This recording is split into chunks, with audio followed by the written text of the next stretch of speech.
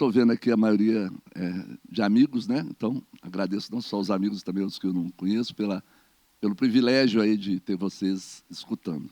Eu sou formado em História e eu tenho uma coisa interessante, que eu sempre fui apaixonado pela Itália, pelas coisas da Itália, pelo meu avô. Eu era um dos netos mais novos, meu avô, muito idoso, ele gostava de contar as coisas, as histórias da infância, ele me contava e aquilo foi pegando e eu me apaixonando pelas coisas da Itália.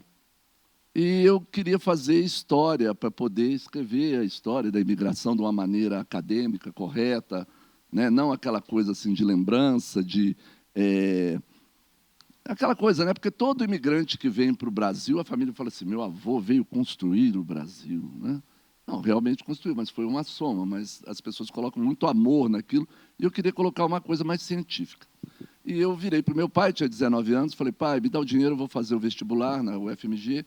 Aí ele pegou, para quê? Aí eu falei assim: para História. Não, professor aqui em casa não, já chega sua mãe, que não ganha nada, o professor é mal remunerado, você tem que virar médico, arquiteto, engenheiro. Ah, pai, tá bom. Aí eu fiz administração de empresas. Depois, casei, né, fiz o concurso da Caixa Econômica Federal, passei, trabalhava na Caixa. Aos 40 anos, resolvi fazer o vestibular na UFMG. Aí peguei, passei, cheguei em casa com o Diário da Tarde, ou Estado de Minas, não sei, com a lista lá, né? Pai, olha, passei, fui aprovado. Aí ele falou: ô, meu filho, que orgulho que eu tenho de você, né? Você passou. O que você vai ser agora? Advogado, médico, engenheiro? Pai, historiador. Ah, agora o dinheiro é seu mesmo. Ou seja, não mudava a cabeça dele. Mas ele representa, né, assim, dentro do meu universo, meu pai, meus avós, né, meus tios, a questão da Itália.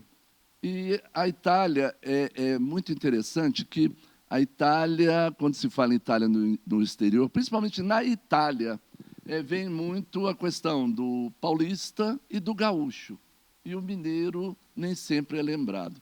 A Silvia comentou que é questão, né, nós somos patos, né, e eles são galinhas, né, eles cantam muito, então é muito divulgado, e o nosso não é divulgado. Então, eu vim contar algumas coisas para vocês aqui, para vocês saberem, para vocês divulgarem. A primeira coisa que eu queria contar é o seguinte: Minas Gerais foi o terceiro estado ou província que mais recebeu italianos do Brasil. Ontem foi falado que, como aqui tinha muitos escravos, e mesmo com a libertação dos escravos, os escravos continuaram trabalhando nas fazendas, né? Alguns saíram, foram para outros lugares, foram aproveitar a vida, mas a grande maioria tinha família, tinha que trabalhar, continuava trabalhando, agora remunerado nas fazendas. Então, a necessidade de mão de obra aqui, ela era menor que São Paulo, porque São Paulo tinha poucos escravos. Então, São Paulo chamou os imigrantes, e a nossa plantação de café aqui é anterior à de São Paulo.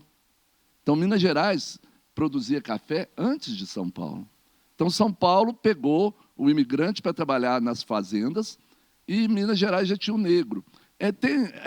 Teve a novela, né, com o Tiago Lacerda, né, a Maria Eduarda, né, aquela coisa, os italianos chegando assim numa estrada, cantando a tarantela, e os negros saindo assim com aquele canto triste, saindo e indo embora. Na verdade, gente, pode ter acontecido em algum lugar, mas não era a verdade. O meu avô, ele aprendeu a trabalhar com o café com os negros. O melhor amigo dele era um ex-escravo que trabalhava para ele e o ensinou a trabalhar. Como é que o italiano, que não tem um pé de café lá na Itália, vai chegar aqui, vai colher o café, vai arrumar o café, vai secar o café, vai botar o café? Alguém tem que ensinar. Então, na verdade, a primeira coisa que a gente tem que entender é que o italiano, ele não veio repor o lugar do negro.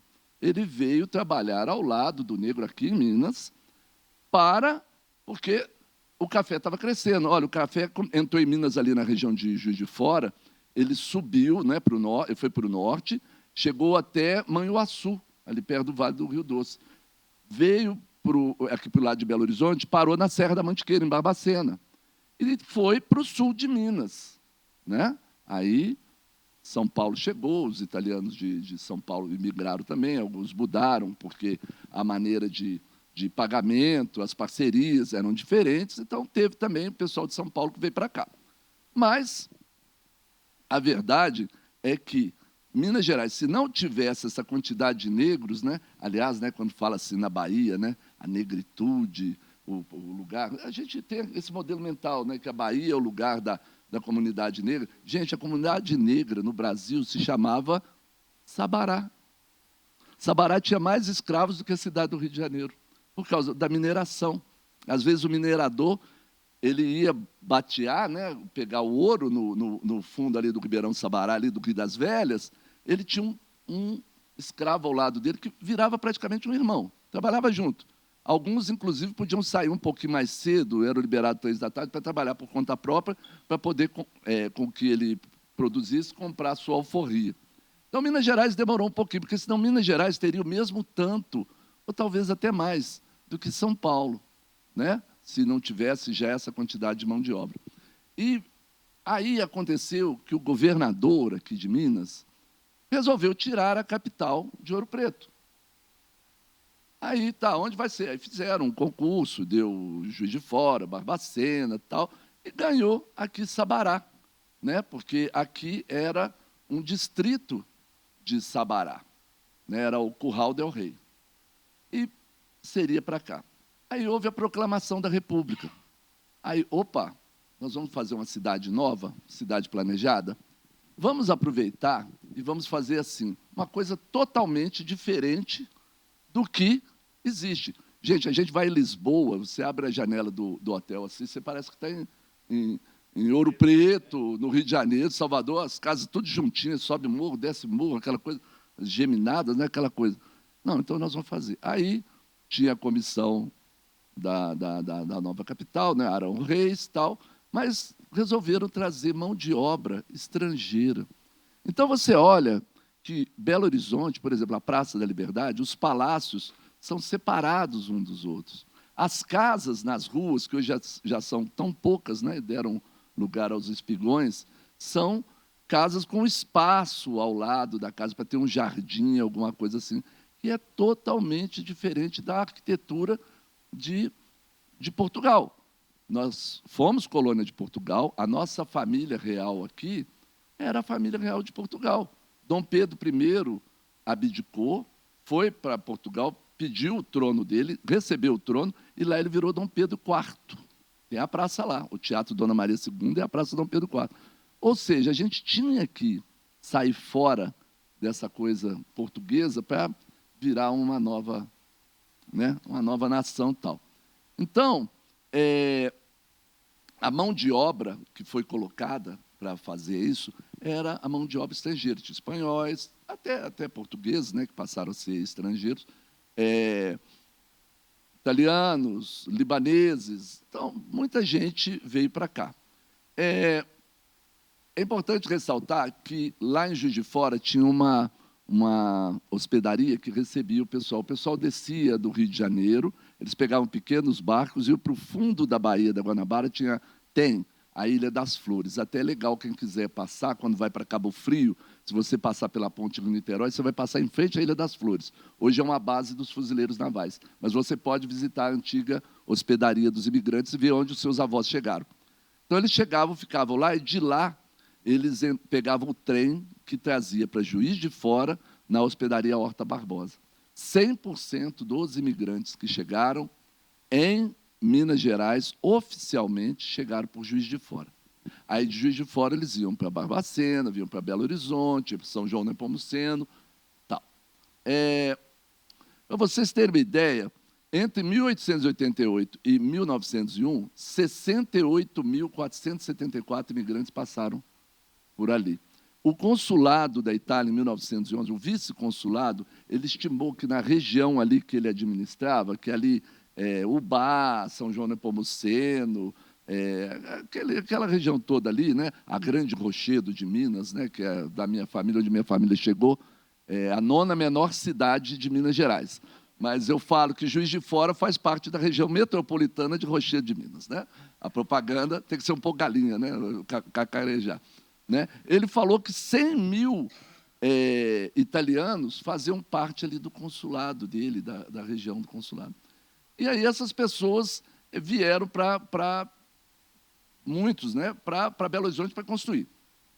Eu vou dar um número para vocês, eu acho até que vocês devem anotar. É a quantidade certinha de italianos que entrou, né, quantos entraram em Minas Gerais oficialmente entre 1890 e 1912. A grande migração vai até 1920, mas depois de 1912 teve a questão da guerra na Itália, a Grande Guerra, né, 15 a 18, então aí diminuiu, a atenção era outra. Entraram 76.274 italianos. Onde é que eu tirei esse número? Eu tirei da pesquisa do professor Federico Campoli. Federico Campoli é um jovem doutor pela Universidade de L'Aquila, e ele fez a sua tese de doutorado aqui em Belo Horizonte. Ele ficou 4 anos aqui em Belo Horizonte pesquisando. Então, ele ia para Poços de Caldas, rodava tudo, e foi lá, na época, acho que o Mário Seguso ainda era vivo, ele entrevistou o Mário Seguso, e tanta gente, Barbacena, em Leopoldina, e ele fez um trabalho e tal. Esse trabalho está num livro, e o livro está sendo vendido aqui na feirinha aqui, chama Camponeses de Engenho e de Arte, do professor Federico Campoli. Na época, eu ajudei até ele a fazer a pesquisa, porque eu estava estudando História, e ele já estava fazendo, e o nosso orientador era o mesmo, era o professor Francisco Vinhosa. Então, esse livro, e o livro é bilíngue, tá? A primeira metade é em português, a segunda metade é em italiano. Então, lá tem muita coisa interessante para vocês que querem saber a verdadeira história, sem essa coisa da fantasia, né, da valorizar aquela coisa assim. Gente, para vocês terem uma ideia, como é que Belo Horizonte tem uma coisa com a Itália, né? Porque os italianos vieram. Em 1920, houve um censo. O IBGE da época, né, não tinha IBGE não, mas quem fazia o censo da época, colocou que Belo Horizonte tinha aproximadamente 42 mil habitantes. Desses, 5 mil eram italianos. Mas quando o censo vem aqui, eu, por exemplo, lá na Itália, eu sou italiano. Aqui no Brasil, eu sou brasileiro. Então, se fosse no censo, eles falariam que eu sou brasileiro. Então, 4.824 eram italianos. Italianos, nascidos na Itália. Se a gente pensar que naquela época, cada família, né, o pai, a mãe, tinham 5, 6, 7 filhos, e que esses, para a Itália, são considerados italianos, para o Brasil são considerados brasileiros, gente, 60%, 70% de Belo Horizonte tinha o pé na bota. Verdade. Era muita coisa você pensar. Aí, o que acontece? Até tem uma coisa interessante, já vou deixar claro que eu sou cruzeirense, né? Mas, olha só, não, é um ótimo dia para ressaltar as glórias. Olha só, se você pensar, aqui já tinham vários times de futebol.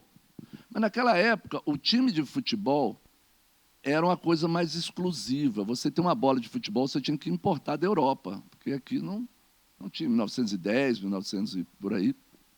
E o italiano, como construiu a cidade, era o quê? Eram pedreiros, mestres de obras, tinha várias colônias em volta de Belo Horizonte. O Calafate era uma colônia agrícola, o Barreiro era uma colônia agrícola, General Carneiro, aqui em Sabará, era uma colônia agrícola.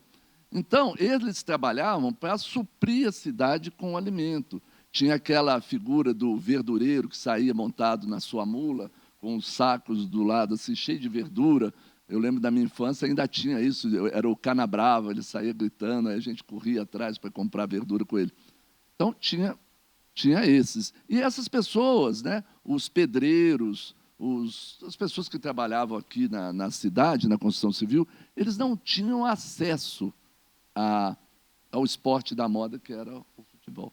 Então, com isso, em 1921, através do consulado da Itália, que era o cônsul Belli de Sardes, que, por coincidência, de Pordenone, lá da minha região na Itália, ele chamou as grandes figuras da comunidade italiana e propôs. Por quê? Teve outro motivo também. Porque os italianos que vinham, imigravam, eles deixavam família. Aí o imigrante pegava e mandava dinheiro para a mãe, para a avó, aquela coisa. Com o tempo, o italiano chega aqui, casa, ele tem a sua casa, os seus filhos. Aí os filhos começam a questionar. Ô papai, nós estamos aqui trabalhando aqui para mandar dinheiro para a vovó que está lá Tal. Aí a vovó lá morre. Aí não tem mais necessidade. Então, a segunda maior fonte de renda, de entrada de dinheiro da Itália, logo depois da unificação, era o dinheiro que os imigrantes mandavam. Mandavam para ajudar lá. Então, era muito dinheiro que entrava e esse dinheiro começou a diminuir. Aí o governo italiano pediu aos consulados que fizessem um trabalho de conscientização de pátria italiana. Até porque, quando vieram para cá, muitos, a Itália, a unificação dela é 1861. E depois ainda vieram sendo agregados novos territórios, né? Então, o sul da Itália, o próprio Vêneto ali. Então, o que aconteceu? Olha, nós temos que criar uma mentalidade de pátria italiana. Você não vai ser mais vêneto, você não vai ser mais piemontês, você não vai ser mais friulano, você é italiano. Porque aqui tinha, né? Eram o pessoal do sul, os campanos, aquela coisa.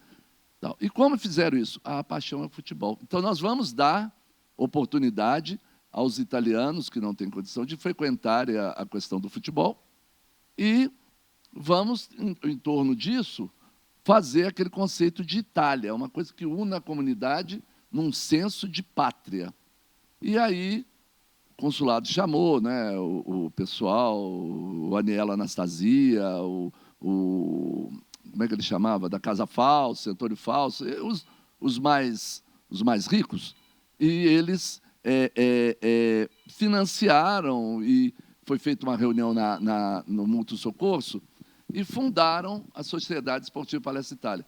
E essas pessoas, elas contrataram dos outros times os melhores jogadores. Então, o Palestra Itália já nasceu com a maior torcida de Belo Horizonte, 60% de Belo Horizonte era italiano e é um time da comunidade, como também um time muito forte. Mas isso, gente, eu estou falando por causa da criação de Belo Horizonte, independente de ser cruzeirense ou atleticano, é uma história que aconteceu. Uma maneira da comunidade se proteger foi criar uma instituição. Outra instituição que já tinha aqui era a Società Mútuo Soccorso.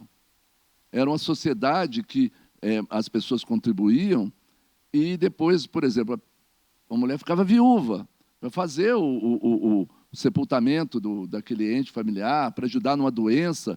Tinha esse tipo de coisa. Então, o italiano ele se unia muito. E aqui em Belo Horizonte deixou muitas marcas, né? Eu costumo brincar, perguntar assim, qual que é o... São Paulo, 3 milhões de imigrantes, acho que ficou 1,5 milhão, né? 1,5 milhão voltou. Qual que é o hospital em São Paulo que tem origem italiana? Aí todo mundo falou, é o Sírio-Libanês? É a Beneficência Portuguesa? É o Albert Einstein? Mas, pô, não tem. Tinha um Matarazzo lá, mas fechou, né? Belo Horizonte, qual que é o hospital de origem italiana? Felice Rosso, que virou Felício Roxo, né? Era um italiano, dono de um hotel. Ele não tinha herdeiros e deixou a herança dele para construir um hotel para a comunidade italiana também, sem fins lucrativos. Que é outro? Hospital da Baleia. O Hospital da Baleia é a antiga fazenda dos Pentanha, Anes Guimarães, Pentanha Guimarães, o Hospital da Baleia, que virou um hospital, e é um hospital hoje, gente, super conceituado, faz um trabalho lindíssimo, e outra coisa, tudo pelo SUS. Olha a mão do italiano aí. Sabe, o italiano tem aquela coisa assim, de ter pena dos outros, de querer que as pessoas melhorem. Tem muita coisa errada. Minha mulher me bota, se você perguntar assim, quais são os defeitos dos italianos, minha mulher vai ser maior que a Bíblia. Ela vai fazer lá, tal, vai escrever todos os meus defeitos. Mas o italiano tem essa coisa de associativo, de pensar no outro, de ajudar o outro, de impulsionar o outro. E aqui em Belo Horizonte isso é muito presente. Então, nós tivemos, por exemplo, aqui, ó, mais famoso, né, em Belo Horizonte, nós tivemos o ramo das padarias. O pão em Belo Horizonte, até hoje, tá, gente? Até hoje, o pão está na mão de muitos italianos, tá? As famílias passaram de pai para filho e tal. Tá? A Savassi fechou. A Savassi fechou, não existe. Mas tem a ABC, que era da família Pampolini, fechou também. Mas tem outras, tem a Brasileira, tem número. Vou dar o nome aqui de algumas famílias. Ó. A Savassi era na Praça da Savassi, né? Essa é famosa, eu cansei de comer lá pão com mortadela, era muito bom. Pampolini era ABC. Interessante que as praças ganhavam o nome da padaria, né? Praça da Savassi, Praça da ABC. Granata, era ali no Barro Preto. Calíquio, do Domingos Calíquio, né? do Dominguinho, a família Calíquio. Gente, um nome que acho que ninguém aqui conhece, principalmente os atleticanos. Menin. Né? Menin. Não, o avô dele era dono da padaria Globo, que ficava em frente à faculdade de medicina. E a semana eu tive com o Rubens, né, teve a medalha Itália Fari, né, ele foi lá participar. Eu brinquei com ele, falei, olha, o seu avô foi o primeiro a criar um plano de saúde para ele, porque os alunos da faculdade não pagavam o pão, o café com leite, anotava, mas não pagava. Aí, na hora de formar, eles iam pagar, ele não cobrava. Aí, na hora que ele precisava usar um médico, ele ia lá, ninguém tinha coragem de cobrar a consulta dele. Aí eu falei, esse plano de saúde do seu avô, essa genialidade vem no sangue, né? Família Menin, padaria Globo, muita gente não sabe disso. Aí também, talvez o mais conhecido, é a família Costa, que começou com a padaria, depois passou a mexer com trigo. Hoje é o Domingos Costa, o Moinho Vilma. A gente, quando vai para São Paulo, à esquerda, assim, o Moinho Vilma é um dos maiores do Brasil, né? E começou a trabalhar e fornecer. Ou seja, o pão em Belo Horizonte sempre foi uma qualidade italiana. Por isso que o nosso pão é tão bom. Outra coisa, o arroz. Comprava arroz, trazia, tinha uma máquina de beneficiar arroz na beira do rio Arrudas. Os mais antigos, eu conheci, eles falavam que eles tiravam a palha do arroz e jogavam do lado de fora do muro, e que os meninos subiam no muro para pular na palha de arroz, era uma diversão. E pertencia a Nielo Anastasia, que é o avô do nosso ex-governador, né, que é sócio da Cibra. Tal. Mármore, família Lunardi. Gente, e outra coisa, a quantidade de artista que tinha em Belo Horizonte, vai no cemitério do Bonfim, né? Lá na Argentina, na França, o pessoal tem circuito turístico. Tal. Aqui em Belo Horizonte eu sei que já teve, eu não sei se ainda tem, a prefeitura fazia, mas é uma coisa, é lindíssimo você ver aqueles... esquece o que tem debaixo do túmulo, olha só o que tem para cima, né? Aqueles mausoléus, aquelas esculturas. Nossa, é lindo demais. E eram os italianos, artistas italianos que faziam, né? A medicina, gente. Tá? A medicina, o professor Alfredo Balena, médico italiano, ele fundou a faculdade de medicina para depois o avô do menino vender pão para os meninos. Mas, olha só. Hein? Então, assim, tem até a avenida hoje, Alfredo Balena. Muitas escolas da UFMG, que hoje são UFMG, antes era escola de arquitetura, escola de medicina, muitos foram fundados ou tiveram a participação de italianos, né? O cinema, o Aniela Anastasia também, todos esses cinemas, quase todos esses cinemas de rua que a gente vê, que depois viraram Igreja Universal do Reino de Deus, né? Tal, tudo do Aniela Anastasia, que depois ele vendeu para aquele outro empresário que era famoso, Luciano, né? A educação, gente, a gente tem que falar da educação em Belo Horizonte. Mais ou menos na época que o Palestra foi fundado, 1921, o Mussolini, 2 anos depois, 1 ano depois, o Mussolini tomou o poder na Itália. Aí, ele gostava de futebol e ele era o presidente, o filho dele, o Bruno, era o presidente da Lazio, o time lá de Roma. E ele vinha ao Brasil, tanto é que ele montou um time lá famosíssimo, que era chamado de Brasilásio.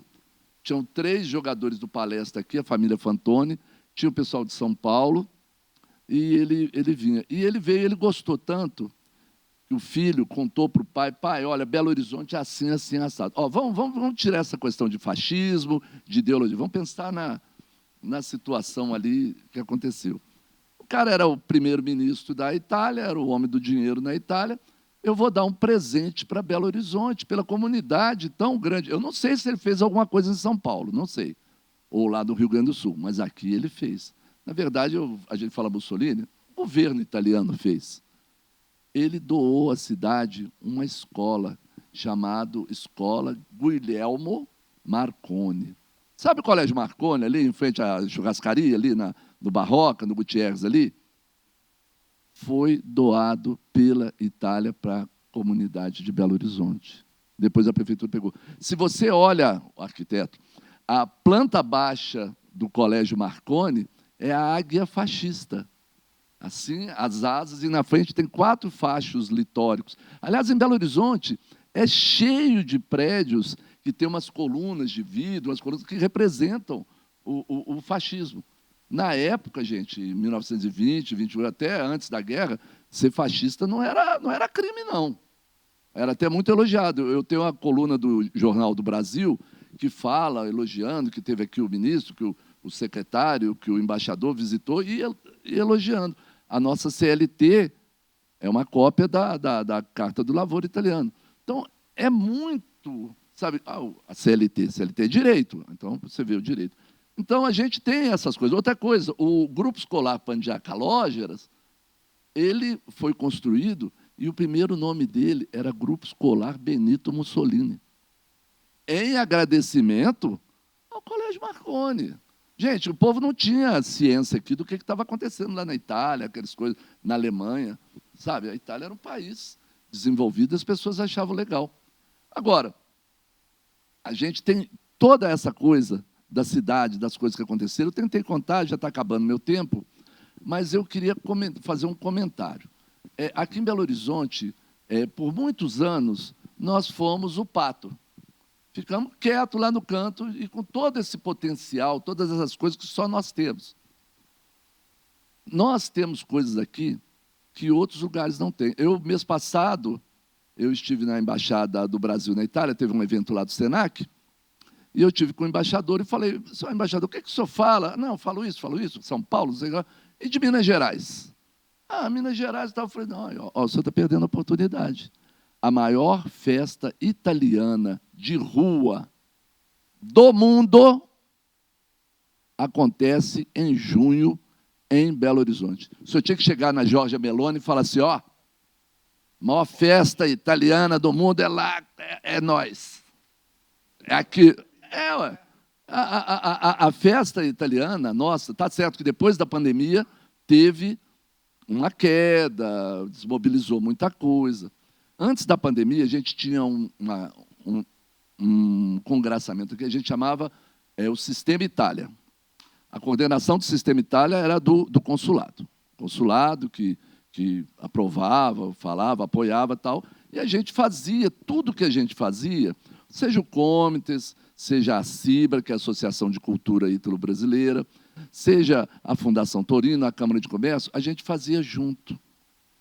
A festa italiana tinha a logomarca da embaixada, do consulado, do Comites e tal, realização à CIBRA. Então, era uma festa que a CIBRA fazia e todo mundo participava.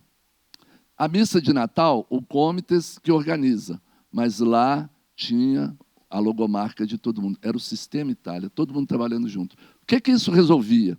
Que as associações, as entidades, elas ganhavam força, não só política, mas força também de trabalho. Na época da festa italiana, o Comites, a Silvia é a prova dela, era presidente do Comites, né? O Comites baixava na CIBRA e fazia todo mundo, as associações e o consulado na época, até porque a festa nasceu de uma ideia do Comites com a Silvia, eu na CIBRA, e o consulado era o Gabriele Anes, não era o cônsul, era o Gabriele Anes. Então, as coisas funcionavam. E a gente tem que retomar isso, sabe? Porque eu falo, a gente faz tanta coisa aqui, mas às vezes a gente faz as coisas separadas e as coisas não repercutem. Né? Uma apresentação de cravo, vamos fazer uma apresentação de cravo lá no arquivo, tal, é uma coisa de todo mundo. Então, assim, assim, bem en passant, a questão da história, Belo Horizonte, mão de obra construída, outra coisa, né, só o maior investimento italiano fora da Itália no mundo está aqui, gente. Pega a Fernão Dias, passa assim, está escrito assim, Fiat, aí Aetra, Sada, Rima, Colina Advogados, só as grandes, né, empresas, as grandes, está na mão, na nossa mão aqui. sabe? Então, nós temos que valorizar isso. Né? Só para encerrar, a última coisa, eu estive em Trieste também na Feira do Café Expresso, e eu estive lá com a Ana Illy, que é a dona da Illy. E nós somos amigos do Andréa também, a gente, toda vez que eu vou lá, né, friulano, eu vou lá, visito, já levei camisa do Cruzeiro para eles e tal. Aí falei para ela, falei assim, ô, dona Ana, aqui, bacana, né, 40% do café que se vende na Europa é beneficiado aqui em Trieste. De onde que vem esse café? Ela falou assim, vem lá de Minas Gerais, né, Anísio? Aí eu falei, por que a festa que premia o melhor produtor de café é em São Paulo e sempre quem ganha são os mineiros? Ela olhou assim para mim e disse, Anísio, eu não te aguento. Eu falei, mas é verdade. Eu perguntei para o André Illy, né, Trieste é a capital mundial do café. Quantos pés de café você tem aqui em Trieste? Eu tenho 2 na minha estufa. Eu falei, pois é, nós temos lá milhões lá. Né? Então, nós temos que mudar isso, gente. E o que vai mudar, fica aí a minha provocação simpática, né? Eu acho que é a gente se unindo. Tá? Então, é isso aí, gente. Muito obrigado. Desculpa o atraso, professor.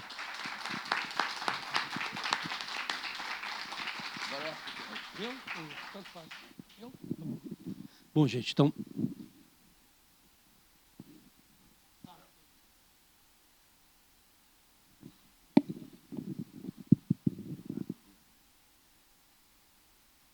Bom, gente, então, bom dia a todos e a todas. É uma satisfação estar aqui nessa mesa, agradecer o convite do Américo.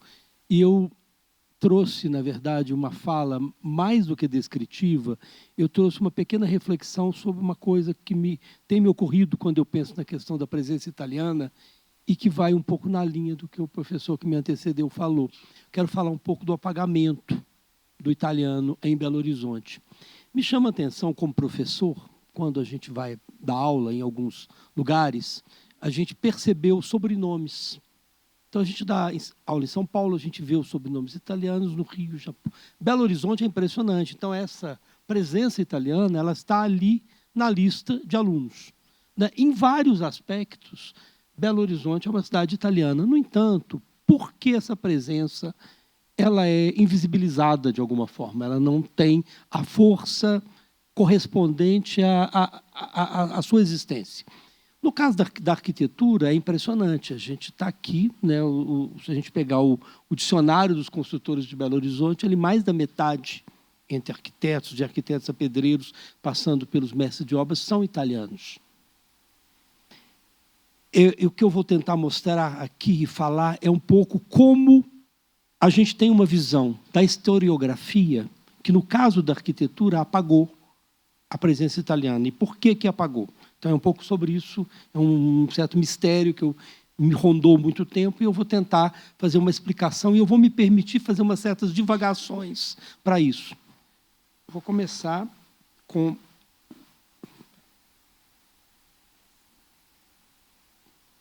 vamos ver. Assim, então, Belo Horizonte é uma cidade italiana, mas uma cidade que não se reconhece como italiana. E eu vou começar a pensar assim, vamos pensar do ponto de vista do patrimônio, a gente não tem vestígios da chegada dos italianos. Então, a antiga hospedaria, né, foi transformada, ela foi hospedaria até 1917, depois virou quartel, depois virou Instituto São Rafael. Ela foi preservada, mas a gente não relaciona isso com o lugar da chegada dos italianos, então isso está invisibilizado. Uma outra coisa que o professor citou é a questão das colônias agrícolas. A gente tinha no projeto de Arão Reis, ele dividiu, né, o planejamento em 3 grandes zonas. A primeira zona urbana, que está ali em amarelo, né, onde a gente tem um cruzamento de 2 malhas, um pouco o que tinha feito, né, o Barão de Osman, combinado com o projeto de Washington, mas é a cidade monumental. O que está em verde é a zona suburbana. Aí a gente já vai ter um arruamento muito mais espontâneo, seguindo curvas de níveis, seguindo rios, etc., com lotes maiores, com ruas mais estreitas, sem muita vegetação. A vegetação estava dentro do lote. Mas a gente tem um terceiro cinturão, que seriam as colônias agrícolas, seria a zona rural, que abasteceria. E nessas colônias agrícolas, que acontecem também na zona suburbana, a gente vai ter uma presença enorme de imigrantes, muitos imigrantes. E aí vários lugares, por exemplo, Barreiro. No Barreiro, o que ficou dessas colônias? Nada. A gente tem muito pouco registro. Então, do ponto de vista material, essa trajetória dos italianos por Belo Horizonte ela não está marcada no patrimônio. Agora eu vou pegar o fio da minha fala, que é o seguinte.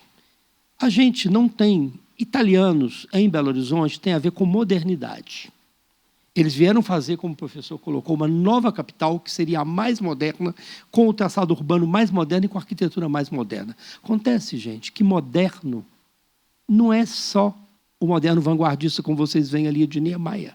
Moderno é um termo muito mais amplo, é o que eu vou tentar mostrar, que abarca várias configurações. Quando Belo Horizonte é feita, ela é pensada como uma cidade moderna. O ecletismo, o estilo que se usava à época, era moderno. Assim como vai ser moderno, inclusive no nome, se chamava de estilo moderno, que hoje nós chamamos de decor. Vocês vejam ali a São Francisco das Chagas, no meio, a igreja do Rafael Berti, também era moderna.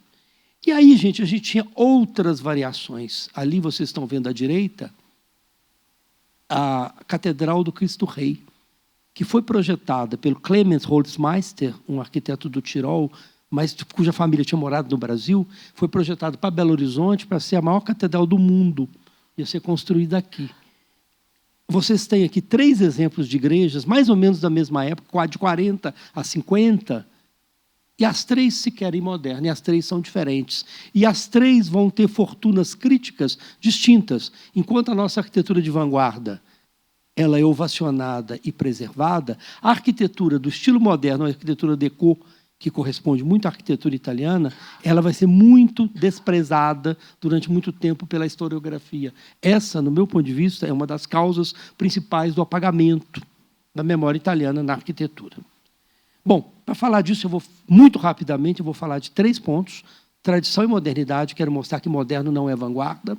Modernidades concorrentes, como que a gente vai ter projetos diferentes de modernidade em Belo Horizonte ao mesmo tempo, e como nós vamos ter fortunas críticas distintas para essas modernidades que a gente vai encontrar em Belo Horizonte.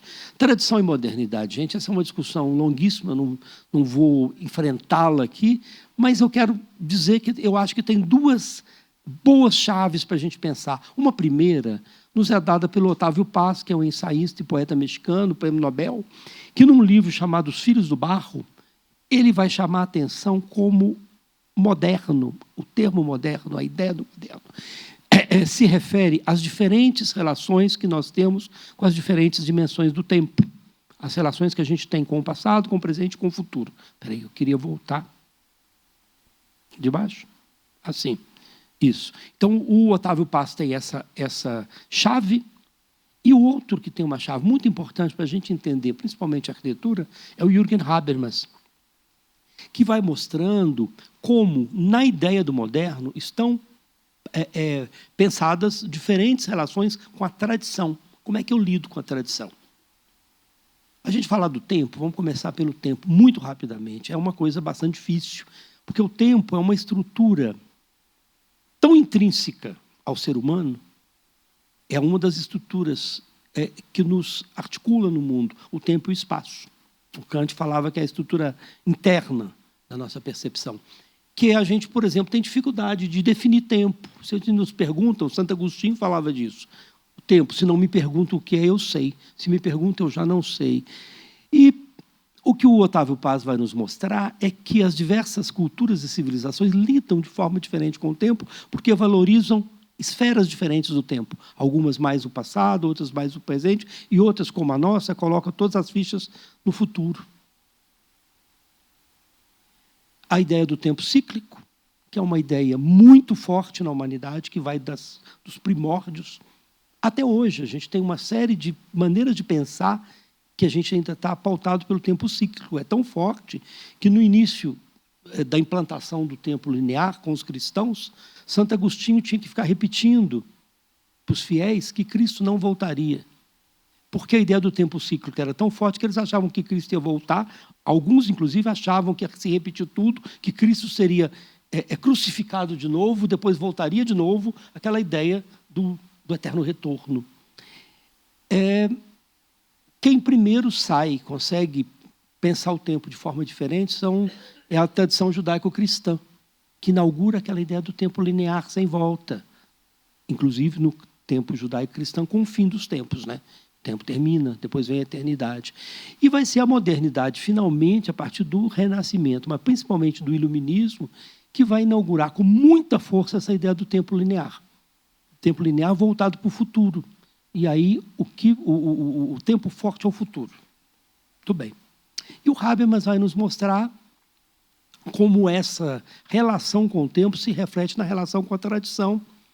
E ele fala que se a gente, ele pega aí muito o Koselleck, ele fala que se a gente toma o termo moderno, quando ele aparece, a gente vai, primeira surpresa, o termo moderno não é moderno.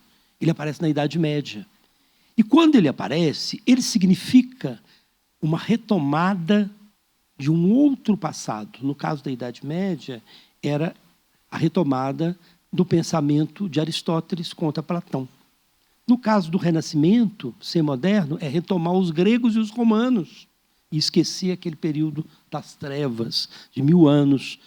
Então, primeiro sentido, a primeira acepção do termo moderno, quando aparece, e que vai ter vigência do século III depois de Cristo, até mais ou menos o Iluminismo, é você retomar acriticamente um passado modelo. No caso do Renascimento, retomar Roma, que era a fonte de toda a normatividade e beleza. Bom, acontece, gente, que entra em cena, principalmente no século XVIII, a chamada razão crítica moderna.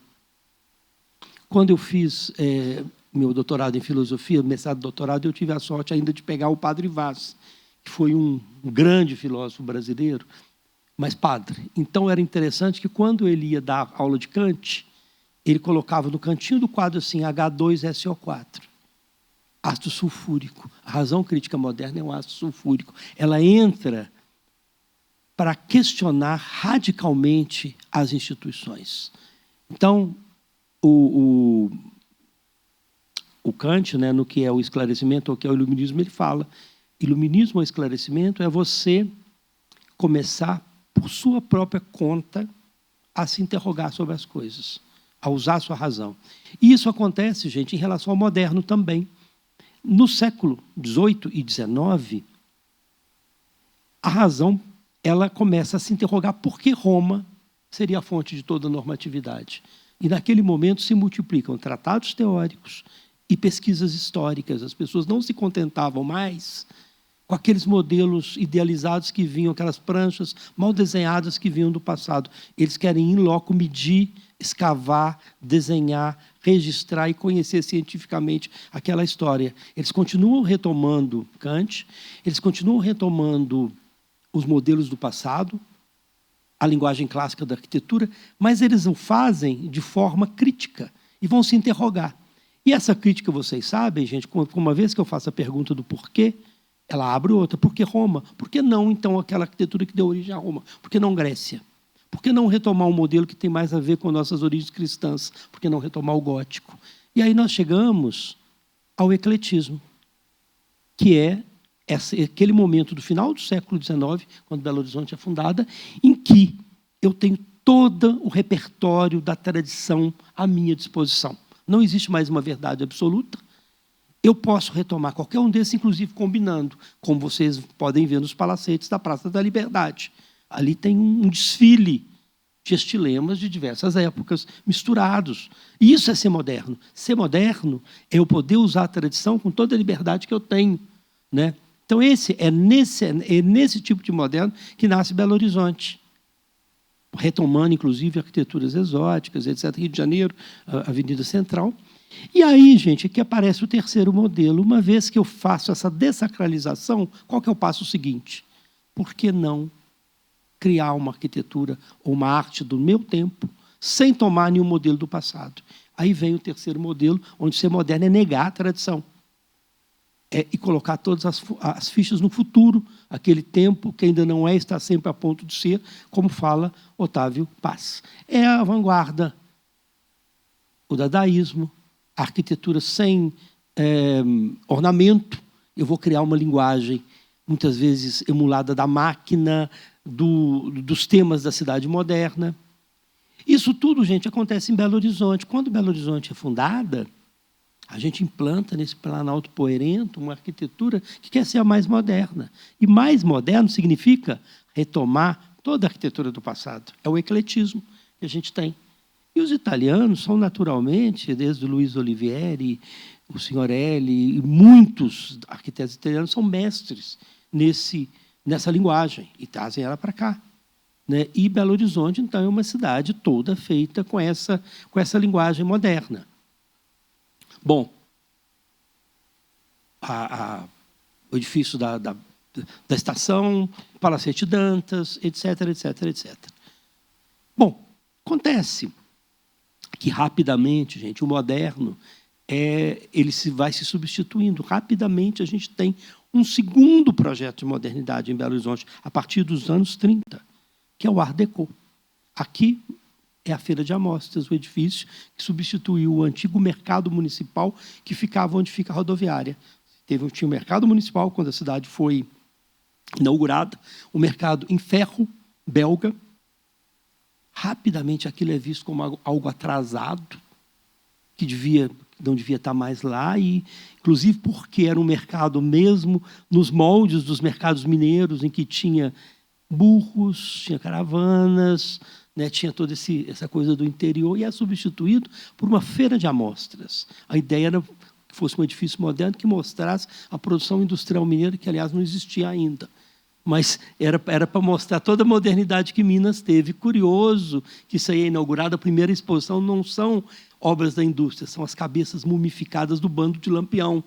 Então, isso mostra como que no Brasil modernidade e coisas muito antigas convivem. Né? Mas esse aí era a modernidade daquele momento, dos anos 30. Que tem a ver, gente, o Art Deco tem a ver com a Exposição Internacional de Artes Decorativas Industriais Modernas, em 25, em Paris, que foi o momento em que se deu conta de que você poderia ter um sistema ornamental moderno, industrializável, repetível, que você pudesse dialogar com essa cidade moderna, inserindo uma nova linguagem.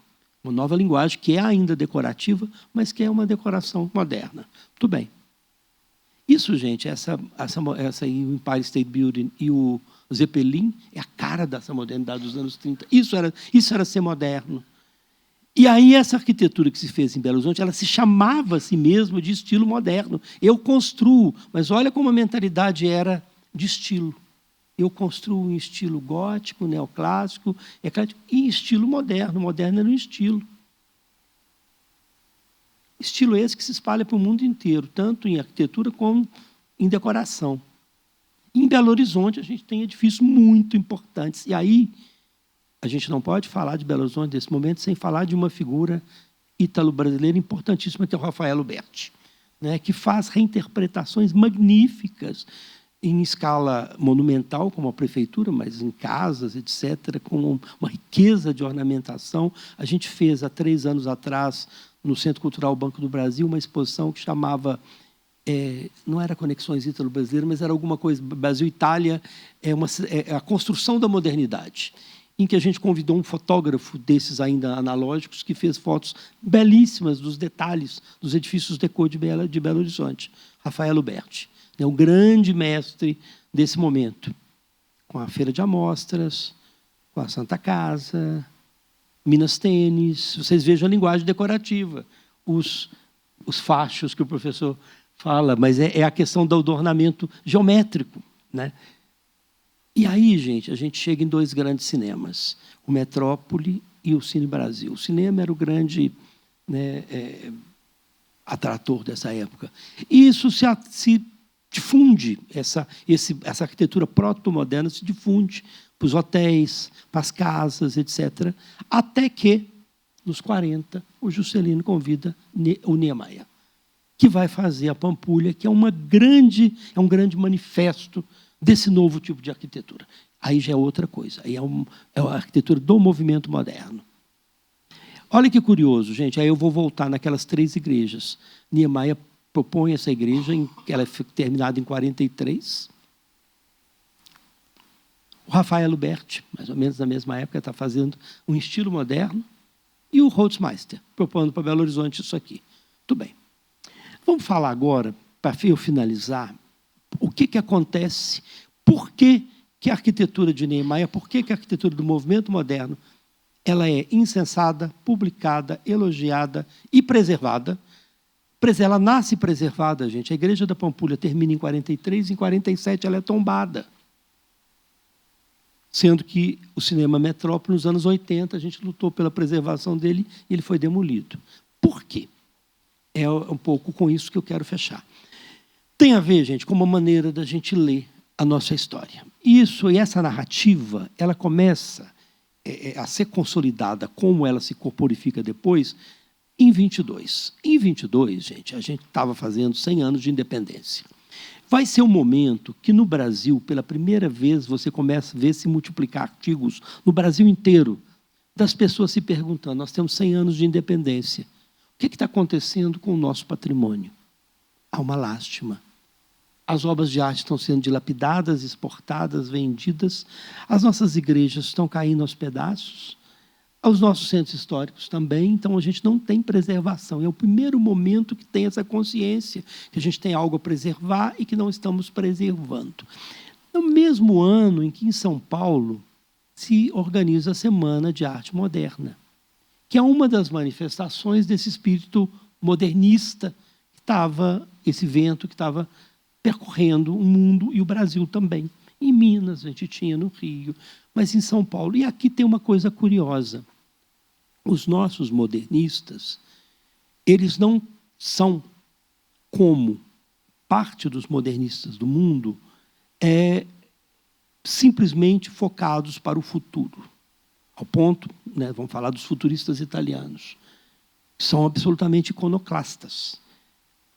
No Manifesto Futurista Italiano há, inclusive, a sugestão de se redirigir o Rio Tigre para inundar os museus do Vaticano. Como vai ser ótimo ver toda essa velharia boiando. E são os futuristas italianos, que estão se revoltando contra o peso da tradição. Aqui no Brasil, talvez porque a tradição fosse mais leve, etc., a gente talvez buscasse a tradição, esses poetas, ao mesmo tempo que eles queriam fazer obras de arte contemporâneas, em linha com o que estava acontecendo no seu tempo, inclusive formalmente, eles estavam também preocupados em ser brasileiros. Nós queremos ser modernos e brasileiros. E ser brasileiros é olhar porque que nós somos, inclusive, para o nosso passado. Então, eles têm um olho no futuro e um olho no passado. Isso é muito interessante. Na década de 20, quando Blaise Cendrars, que é um poeta futurista suíço, visita os seus amigos paulistas, para onde que eles trazem ele? Para Minas Gerais. Eles o trazem para cá, eles ficam no Grande Hotel aqui, o X Maleta, se encontram com os modernistas mineiros, que eram jovenzinhos, e vão passear nas cidades históricas mineiras. Vão para São João del Rei, vão para Ouro Preto, e ficam encantados com aquilo, ao ponto da Tarsila do Amaral dizer, olha, eu quero parar de pintar e vir cá só para restaurar essas coisas que estão se perdendo. Acham assim, aquilo curiosíssimo, interessantíssimo. Por quê? Porque eles acham que ali eles tinham encontrado uma primeira síntese cultural nacional. Eles falam, isso é brasileiro. Isso, longe do litoral, a gente viu no século XVIII se forjar uma síntese cultural brasileira. E nós temos que preservar isso, porque isso é a nossa origem.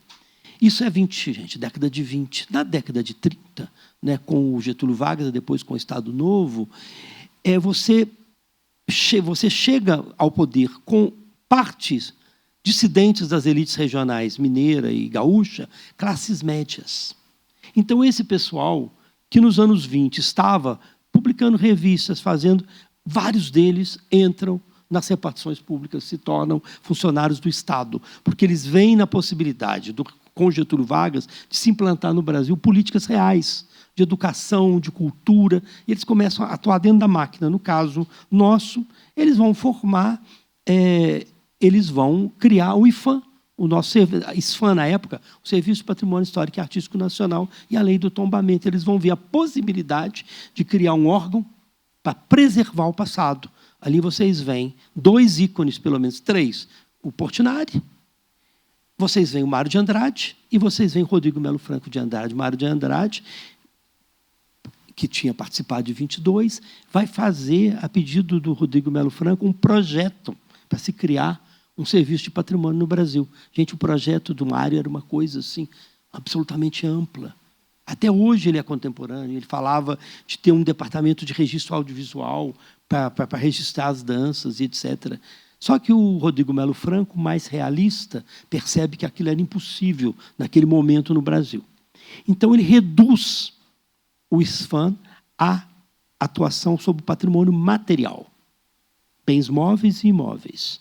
E a primeira atuação deles é exatamente em Minas Gerais. Eles tombam integralmente 6 cidades inteiras: Ouro Preto, Mariana, São João del Rei, Tiradentes, Diamantina e Cerro.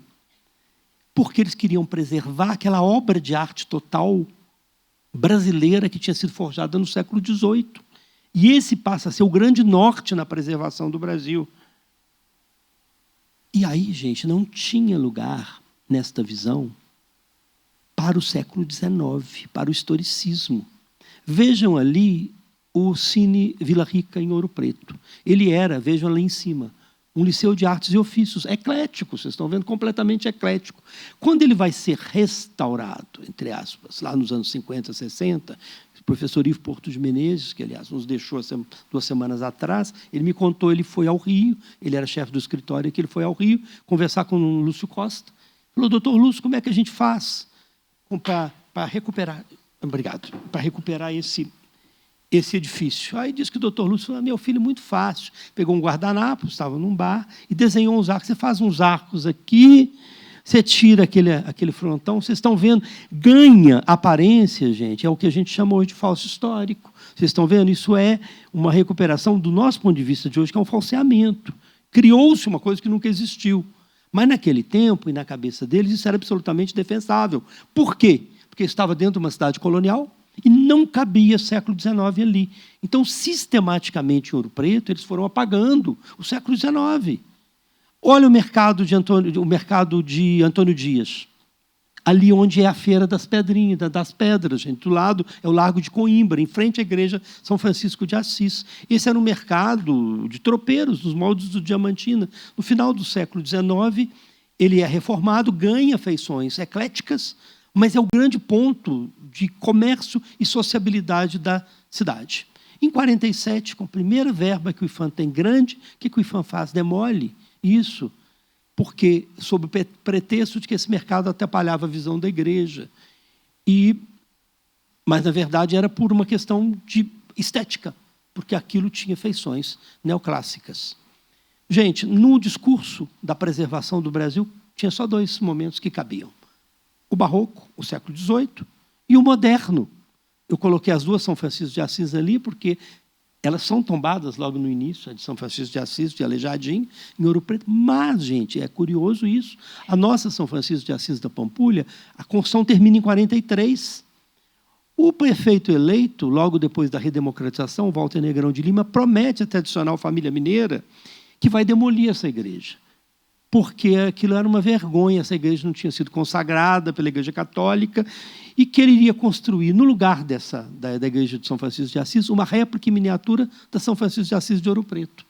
Os modernistas na repartição correm, Carlos Drummond de Andrade era o chefe de gabinete do Ministério da Educação, correm no IPHAN e fazem o tombamento da igreja da Pampulha em 1947. Com 4 anos de idade ela é tombada. Gente, não cabe o eclético.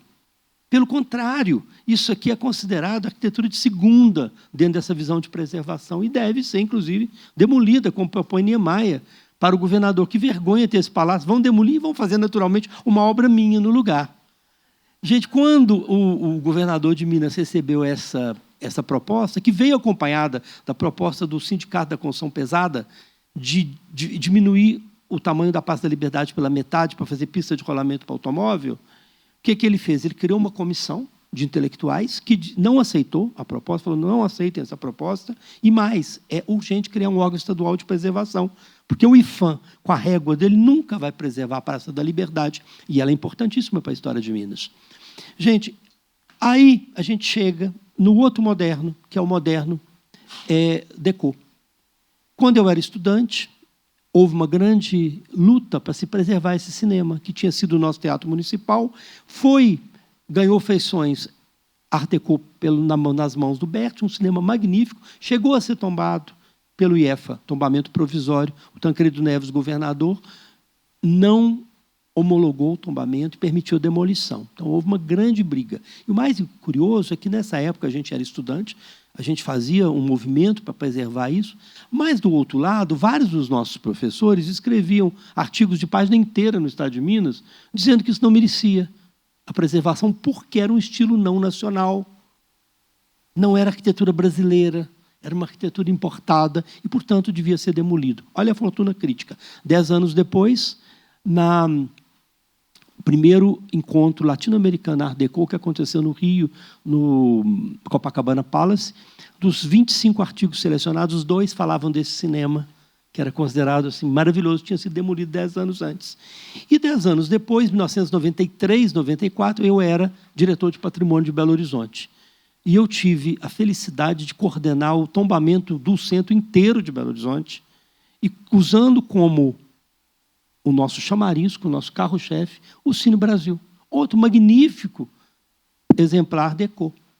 Ou seja, a gente, gradualmente, a gente está vencendo esse preconceito historiográfico, mas que levou à invisibilização e à destruição e à demolição de grande parte dessa arquitetura, né, que os italianos fizeram aqui até esse momento.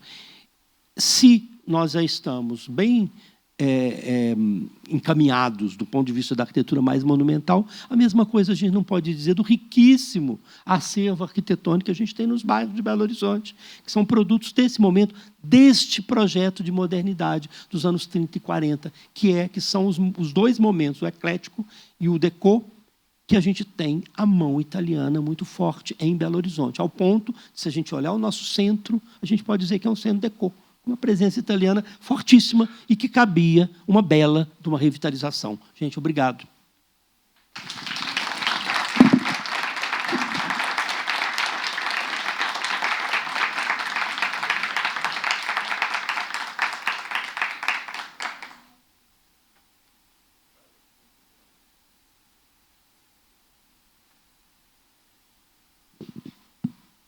Oi, bom dia.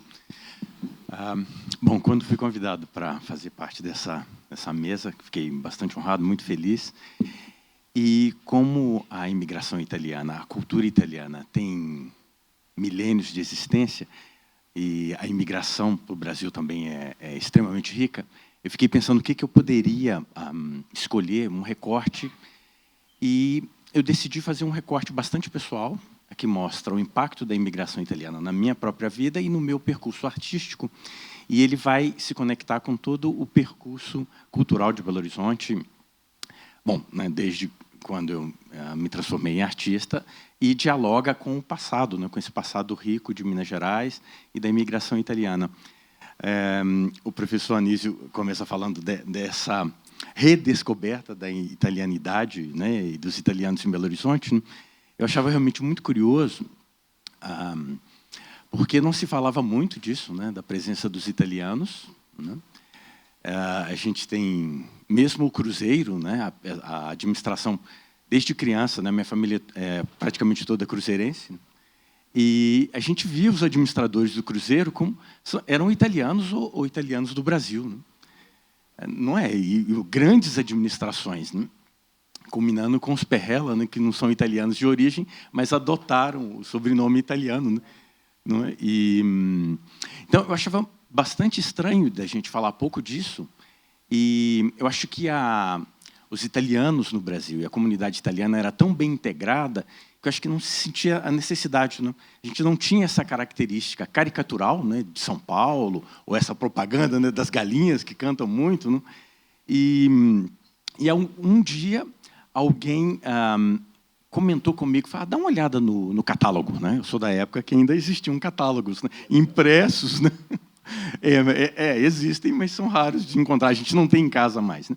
Aí foi abrir o catálogo. Assim, a quantidade de sobrenomes italianos em Belo Horizonte era uma coisa assim, sabe, impressionante, né? E, bom, então aí eu vou fazer algumas digressões, né? E o meu contato com a cultura italiana era, a princípio, um contato pela paixão, não tinha ainda um vínculo genético, depois eu explico um pouco essa parte, né? Então, o meu primeiro contato com a cultura italiana foi, de uma maneira bastante curiosa, aos 9 anos de idade, a partir do Asterix. Eu li todas nas bandes dessinées, né, as revistas em quadrinhos do Asterix, e o que tem ali? Uma luta contra o Império Romano. E aí eu falei, Império Romano, o que é isso? Né? Então, assim que eu entrei no segundo grau, aliás, no primeiro grau, na quinta série, antiga quinta série, assim que meu pai comprava os livros de história, eu lia em uma semana todo o livro e com um foco muito grande no Império Romano. Então, isso virou uma paixão. E tudo que eu podia, né? Nasci em Valadares, então era uma cidade que tinha poucas bibliotecas, pequenas, então o acesso a livros era pequeno. Mas teve um outro evento também bastante transversal com a cultura italiana, que em 85 chegou no Brasil, e chegou em Valadares também, o filme Amadeus. E o Amadeus fala de quem? De Mozart, né? Wolfgang Amadeus Mozart. E o que tinha no Amadeus? Um confronto entre Mozart e Salieri, que é uma grande fake news, né, construída pelo Pushkin, que é um autor romântico, extremamente criativo, mas baseado num fato verdadeiro, que o Salieri, no fim da vida, ele tinha desenvolvido demência senil, ou tinha ficado simplesmente louco, e ele gritava nos corredores que ele tinha assassinado Mozart. E o Pushkin construiu um romance a partir disso, e que foi a base de uma peça de teatro que depois virou o filme Amadeus. E o filme é construído, né, para mostrar a mediocridade do Salieri e a grandiosidade do Mozart. Né? Mas tem dois elementos muito curiosos. A grandiosidade do Mozart foi construída porque o pai dele, que era também um grande artista, sabia onde estava a grande arte musical, que era a Itália. Então, Mozart foi morar na Itália. Eu visitei alguns palácios que ele morou, em Nápoles, sobretudo, e ele passou vários anos estudando com mestres italianos, estudando a ópera italiana. Tanto é que o Mozart é inserido na ópera italiana. Ele faz parte da história da ópera italiana. E o filme, não sei se ironicamente, o Milos Forman, ele coloca obras do Salieri, óperas, né, que são grandiosas. Né? Então, anos depois, eu refletindo sobre o filme, eu falei, mas espera aí, como o Salieri é medíocre, se é capaz de compor uma ópera dessa grandiosidade, dessa maravilha? Então, eu sigo o meu percurso, né, pensando sobre isso. Em 1986, minha família se muda para Belo Horizonte, e em 87, a Manchete passa uma série que se chamava A Vida de Verdi. E era uma série maravilhosa, assim, que mostrava toda a trajetória do Verdi, desde criança, que ele tocava spinetta, né, que é um cravo pequeno, tocava de uma maneira bastante embrutecida, e ele vai para o Conservatório de Milão, e ele é reprovado no Conservatório de Milão, que hoje tem o nome dele. Né? Pois é, as ironias da história. Isso me impressionou muito, e a minha irmã também, a gente assistia juntos, e eu tinha uma fitazinha cassete, com trechos da ópera, do Rigoletto, que eu escutava assim, obsessivamente. E, nesse momento, eu já estudava piano. Então, é muito interessante que, ano passado, nos Estados Unidos, eles reprisaram essa série, e minha irmã me ligou para falar, olha, eu estou assistindo de novo a nossa série, né, sobre o Verdi. Né? E aí eu estudava piano, e gostava muito de ópera. Só que, no mundo pianístico, ópera não era uma coisa muito bem vista no conservatório de música. Aqui.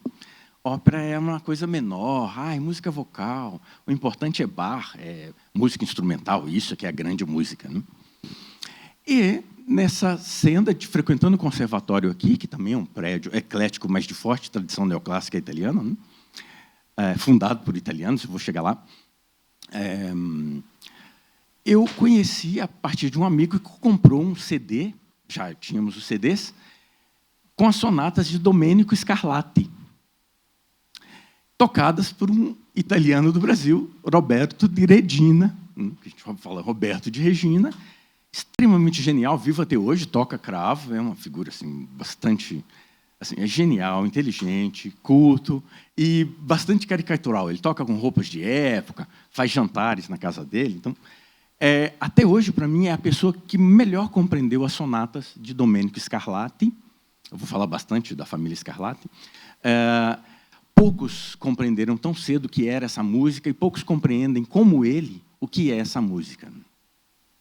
Então, Domênico Scarlatti virou um outro norte para mim. E estudando piano, a escola de música tinha também um cravo escondido e eu conseguia entrar né, de maneira ilegal para tocar esse cravo. E depois, quando me descobriram, proibiram. Disse, não, o cravo vai ser restaurado e a gente vai ter um curso de cravo aqui, vem um professor. E quem era esse professor? Felipe Silvestre, um ítalo brasileiro. É um nobre, gente, ele é extremamente elegante. É um perfeito representante da nobreza italiana, né? E também é vivo até hoje, tem 91 anos, e ativo, é uma pessoa extremamente culta. E fiz esse primeiro curso e o Felipe Silvestre me ofereceu uma bolsa, porque ele morava em Portugal e coordenava um curso lá. Só que eu não pude ir, eu nem sabia como. O preço de uma passagem aérea custava o preço do carro do meu pai. Então, acho que eu não tinha como pedir meu pai para vender o Fusca dele para eu ir para Portugal e para a Europa fazer um curso. Então, o cravo ficou congelado até 1995, que realmente teve um curso regular na escola de música. Então, voltaram os Scarlatti, toda essa maravilha, né, da música para cravo, música italiana, Frescobaldi. E aí, eu consegui me organizar para fazer o tal curso, a tal bolsa que eu tinha conseguido para ir para Portugal. E, nesse momento, começaram a acontecer umas coisas curiosas em Portugal. Isso eu volto um pouquinho na vida de Verdi, porque a partir dos sobrenomes que existiam, os sobrenomes dos compositores italianos, dos italianos importantes ali, comecei a fazer uma dedução, falei, peraí, o sobrenome da minha família não é português, que é a origem mais recente da minha família. Portugueses não escreviam Bessa dessa maneira. Eu falei, não, isso é sobrenome italiano, está escrito igualzinho aos sobrenomes italianos.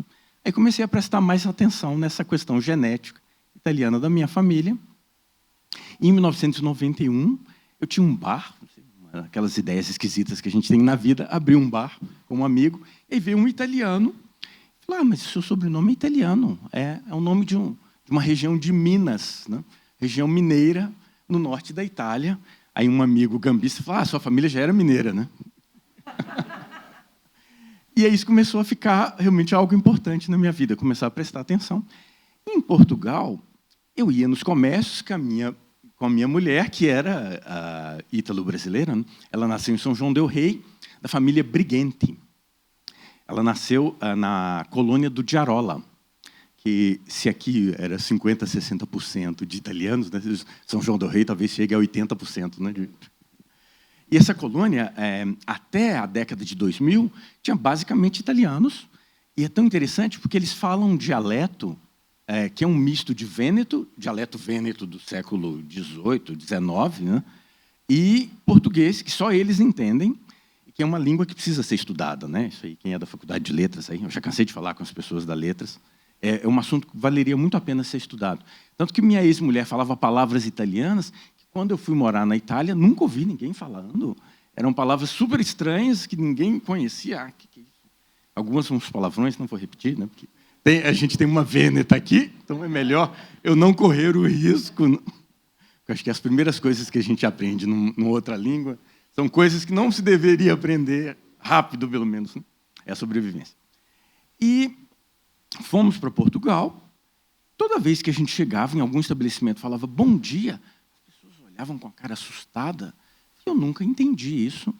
Eu só fui entender anos depois, que quando fui morar no exterior, em Montreal, que tinha vários bairros italianos, né? E também as pessoas me recebiam com muita estranheza quando eu falava francês. E aí, conversando com os europeus, falaram, mas você não é italiano? Eu falei, não, sou brasileiro. Não, mas você parece muito italiano. E os italianos de Montreal tinham sido educados em inglês.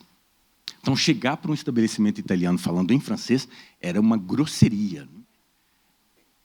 Só que eu não tinha sido avisado disso. E aí, Portugal também foi um marco. Eu conheci meu grande professor de cravo, que chama Hilton Yuniski, um brasileiro que morava em Paris, e aí se intensificaram os estudos da música italiana, né, de Domenico Scarlatti, de Girolamo Frescobaldi. Eu cito muito esses compositores, porque eles foram um marco na história dos instrumentos de teclado. Girolamo Frescobaldi foi a primeira grande revolução para a música de teclado. Era um gênio, um grande improvisador, que escrevia obras desafiadoras, extremamente ousadas. Então, a gente tem a música para cravo e para órgão antes, de Girolamo Frescobaldi, que nasceu por volta de 1560 e morreu por volta de 1640. E depois, a nova grande revolução para teclado vai ser de Domenico Scarlatti, que também foi um imigrante. Essa foi a maior revolução, porque enquanto o Girolamo Frescobaldi e os da sua geração tocaram um instrumento de teclado com uma coisa bastante discreta, movimentos laterais, usando mais o braço, o Domenico Scarlatti passa a usar o corpo inteiro. Ele passa a usar os ombros, passa a fazer grandes saltos no instrumento, e que, a partir daí, tudo tem a ver com Domenico Scarlatti. Toda a música para teclado, seja de Mozart, de Beethoven, de Chopin, tudo tem a ver com essa grande revolução, feita por uma pessoa sozinha, né, a partir de um momento muito especial, que ainda vou voltar nesse momento algumas vezes, bom, espero que dê tempo. Né? Então, voltei para o Brasil, e essa dedicação à música italiana me fez entrar para um mestrado, onde eu fui estudar a presença da música italiana na música colonial mineira, que era avassaladora. Né? Com a grande riqueza de Minas Gerais, com a descoberta das minas, Dom João V aproveitou para fazer uma atualização cultural. Portugal era ainda muito ligado à Renascença, e Dom João V ele aproveita, porque as riquezas de Minas Gerais eram tão extremas, que ele percebeu, e que era uma riqueza que achava que não iam se esgotar, então ele buscou na Itália uma atualização cultural em relação ao barroco. Então ele importou arquitetos, importou músicos, importou partitura, bailarinos, roupa de balé, compositores, papel de música, cera, e importou o grande Domenico Scarlatti, que vai trabalhar a vida inteira para a coroa portuguesa e vai ser o grande professor da Maria Bárbara, que era uma virtuose do cravo, e estuda com ele a vida inteira. Eles tinham uma relação muito próxima. Ela falava do Domenico Scarlatti com muito amor, com muito carinho. E ele escreve, basicamente, a obra dele para Maria Bárbara. E o que é essa obra? A grande tradição operística italiana,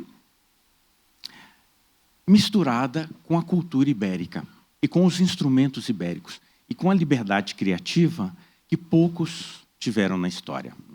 Muito bem pago, muito bem remunerado, livre para criar para Maria Bárbara. Bom, e aí, nessa senda do mestrado, também conectado um pouco com a viagem que eu fiz a Portugal, em Portugal eu conheci a obra do Alessandro Scarlatti, que também vai ser um marco na minha vida desde então. Depois de perceber a grande importância da música e da cultura italiana em Minas Gerais, a gente tem várias obras de compositores italianos copiadas em Minas Gerais, que estão presentes ainda no Museu da Inconfidência. A gente pode ver essas obras. Né? A gente tem Missa de Palestrina copiada até 1800. Né?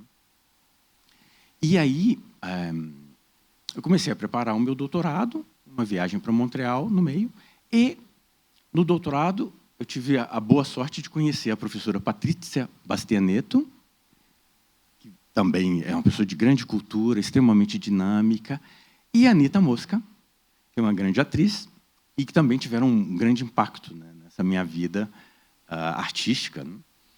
E a Patrizia Bastianetto me ajudou a organizar o meu doutorado, um ano de pesquisa na Itália. E aí que vem os impactos, né, da genética italiana muito grande.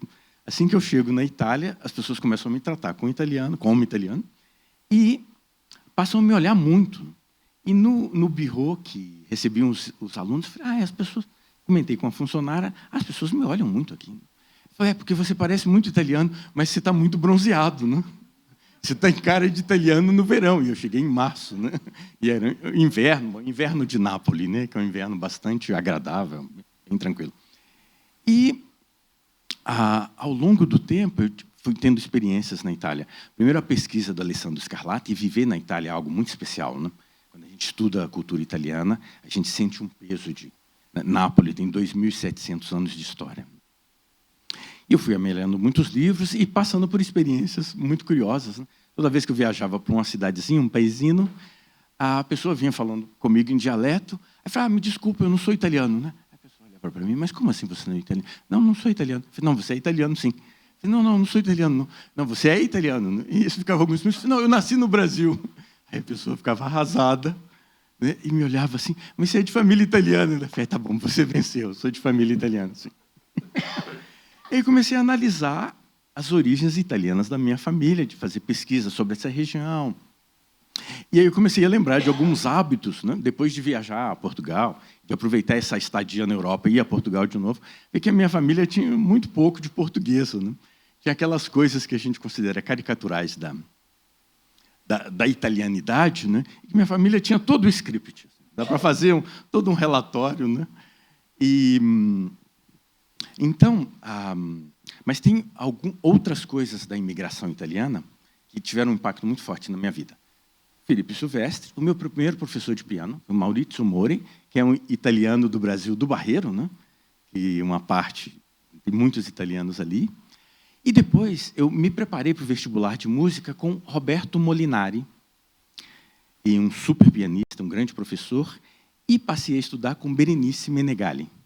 Então, eu tive a sorte, a boa fortuna de ter 3 grandes italianos ou italianos do Brasil como mestres, que foi a Berenice Menegali, que é uma super professora de piano, uma super ativista cultural, né?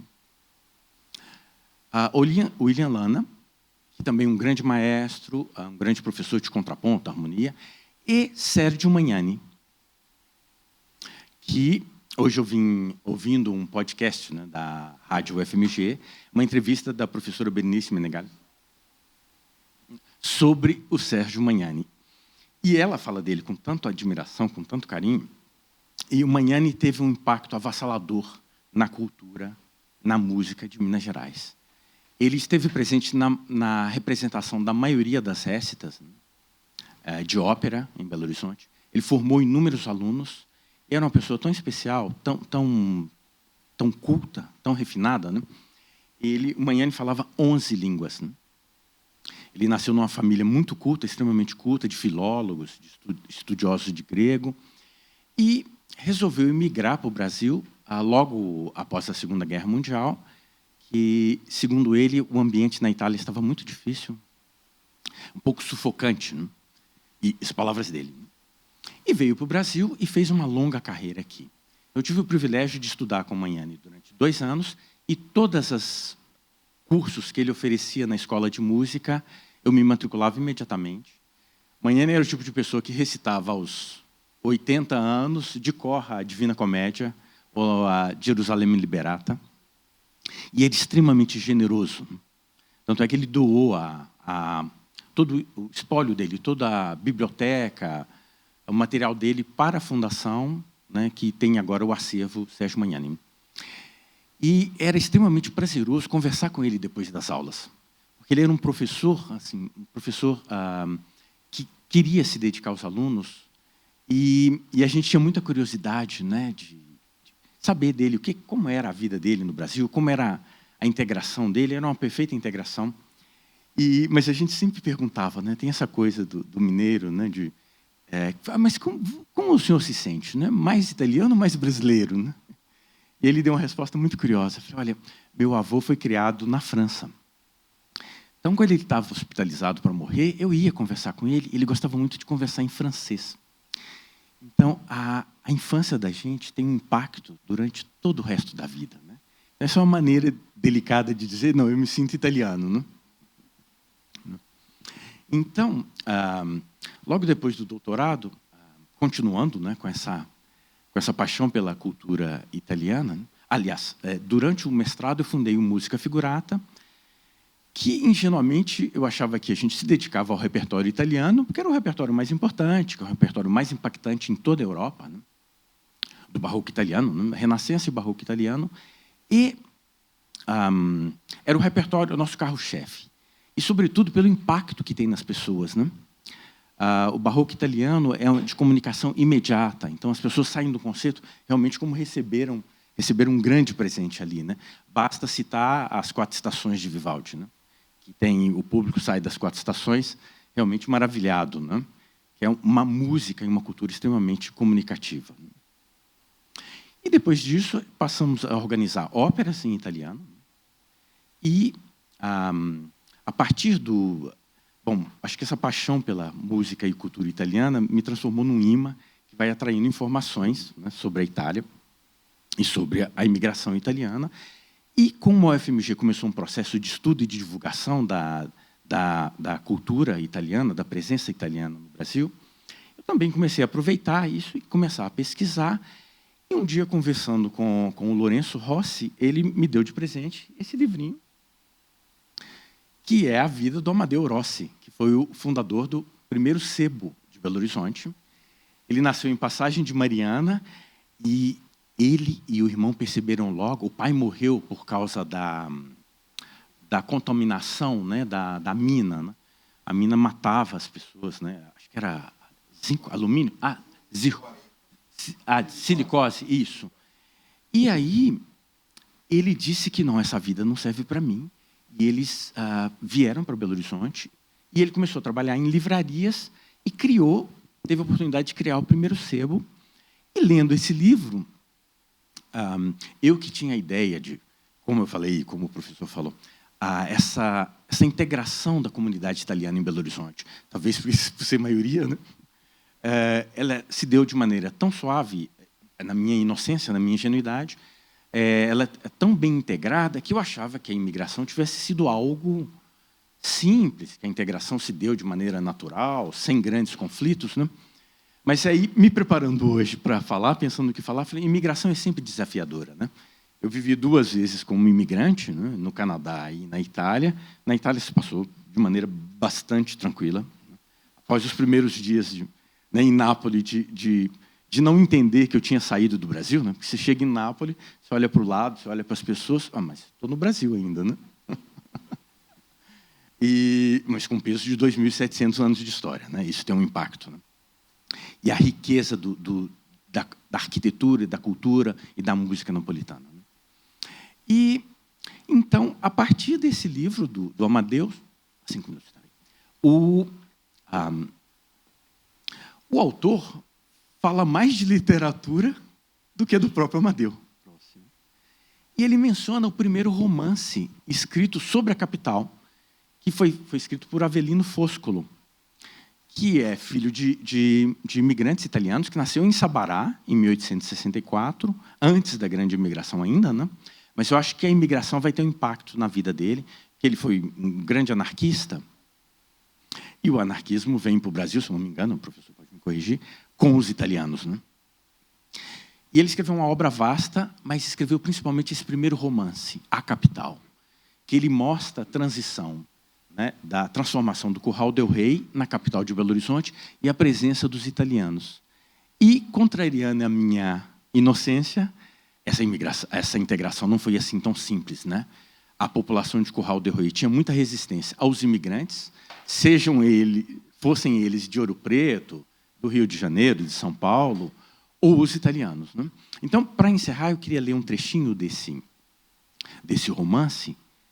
Na verdade, a obra do Avelino Foscolo foi esquecida ao longo do tempo, talvez até pela essa vinculação ao anarquismo, foi ficando obsoleto, mas um outro italiano começou a divulgar a obra dele, também italiano do Brasil, Eduardo Friero.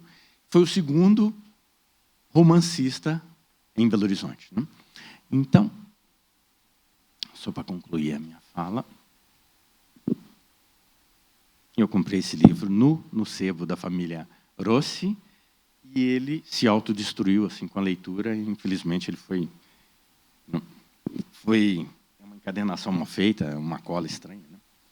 Bom, cito o Avelino Foscolo. De fato, e a fazia segundo o preceito evangélico, de forma que a destra ignorasse os movimentos da sinistra. É uma grande perda, repetiram em coro. Em torno do esquife, como nota sincera do pesar, o fiel, o cão de guarda, ia e vinha, com um olhar muito triste em quem transluzia a mágoa. Enxotaram-no e voltou, apesar de tudo, com a persistência do animal amigo. Ao lado, num prédio em construção, trabalhadores italianos cantavam trovas da pátria, numa voz nostálgica e queixosa, traduzindo as saudades da Itália, e como um desafogo ao calor calcinante que os vergastava. Carros rolavam soturnamente pela rua. Os raros transeuntes lançavam um olhar curioso àquela sala enlutada. O coronel Lima postara-se na sala ao lado dos amigos. Vinha com a roupa preta das ocasiões solenes. Estampara no rosto o ar fúnebre convencional.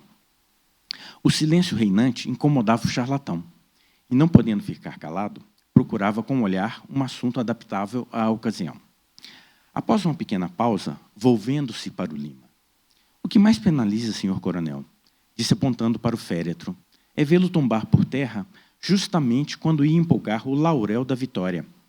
Caminhava a passos ciclópeos para a visão, em torno de si, nesta cidade que se fizera odiosa pelo invasor.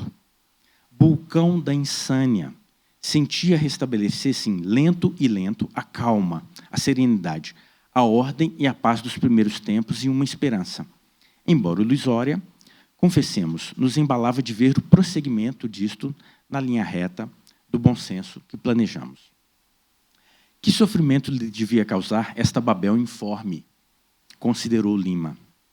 O coração de patriota sangrava-lhe constantemente no peito, mas ultimamente, com a sensatez reconhecida, abraçara-se ao lábaro da saúde, certo de que, em pleno gozo de faculdades sensitivas, poderia melhorar, colaborar para o encarrilhamento desta máquina. E, embora jamais me louve, desvaneço-me de ter contribuído com a certeza do triunfo para a conquista da sagrada faculdade. Entretanto, um golpe brutal o derribou, como um raio, ao gigante cedro. Tão metódico, tão ordeiro, aparteou Cunha. Seria mesmo uma apoplexia? Sem dúvida, afirmou o charlatão. Pela minha parte, nenhuma repugnância tenho em subscrever o diagnóstico do meu colega. Mas não tomara alimento algum, segundo informaram, volveu o primeiro. Nem era preciso, continuou Félix. Para produzir o fulminante derramamento encefálico, bastava a constante pena que lhe causava esta infeliz La Plata. E com um gesto largo, erguendo-se mesmo, ele apontou a capital. Todos lhe seguiram o movimento e o próprio morto, da esquife, com a cabeça um pouco erguida pelas almofadas, os olhos muito abertos, opacos, imóveis, sem vida. Parecia fitar também aquela cidade que lhe entenebrecera os últimos anos, anematizando-a do fundo de sua mudez de cadáver. Os edifícios fronteiros faiscavam a luz brilhante do sol batendo-lhe de chapa. A muralha pétrea da serra, postada em frente como fortificando a cidade contra os balcões do sudoeste. Tinha um vedor ridente da vegetação a amenizar-lhe um pouco o negror habitual. No parque, um penacho gigante de linfa, em evaporação irritante à luz solar. Formava um zimbório líquido e translúcido, fulgurante e belo.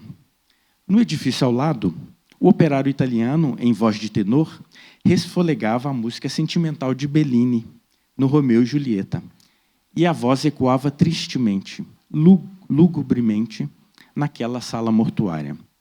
Diálogos vindos da rua de dois garotos que subiam vieram ressoar em cima, e aqueles ditos picantes. As larachas obscenas repercutiam dolorosamente no recinto.